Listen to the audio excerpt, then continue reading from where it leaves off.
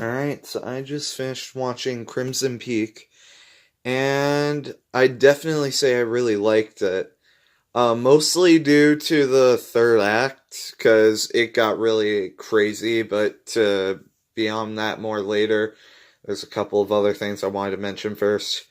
Uh, some of the downsides to the movie is that the first two-thirds, while definitely engaging, they felt very conflicted and it just felt so unbalanced because it goes for like gothic horror and gothic romance, but and it wants to be evenly balanced between those two, but just isn't.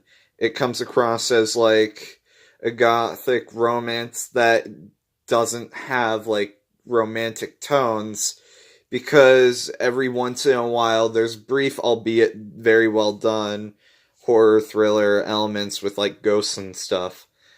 And what was the other thing?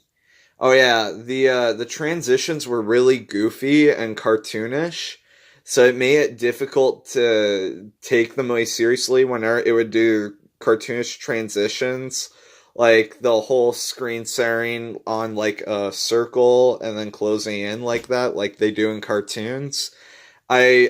I laughed at that, which you're not supposed to. The movie had very good production design though. The costumes and everything looked great. I like I say, I really liked the movie, but the first two thirds were good, not great. Although the third act was so unhinged and adrenaline fueled that I ended up giving in and loving the movie at that point. Just the last 20 minutes are like insane. I don't even know if it's 20 minutes or like 30 or what, but it was like the ending's pretty great and it definitely is very rewarding for those that stick with it. It's not one of Guillermo's best movies, but the third act definitely makes it worth it because it's very intense and crazy and manic and messy, but in like the best way possible. And that just really makes the movie great.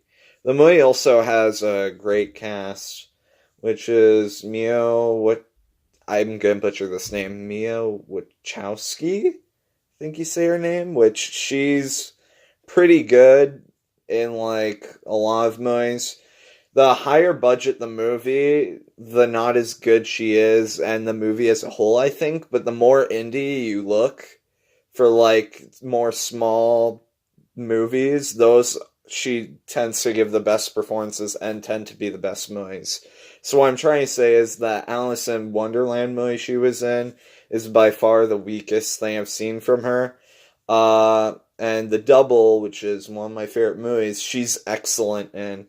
And in this one, she doesn't give a bad performance either. She leads the main cast along with Tom Hiddleston, Jessica Chastain, and Charlie Hunnam. And they all do a pretty great job. The movie has a lot of unpredictable swerves, but at the same time, some of the manic decisions come off as really predictable, strangely enough.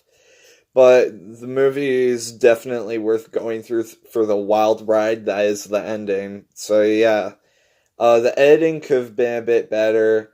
The writing and directing were pretty good and interesting. And yeah, I'd recommend checking it out.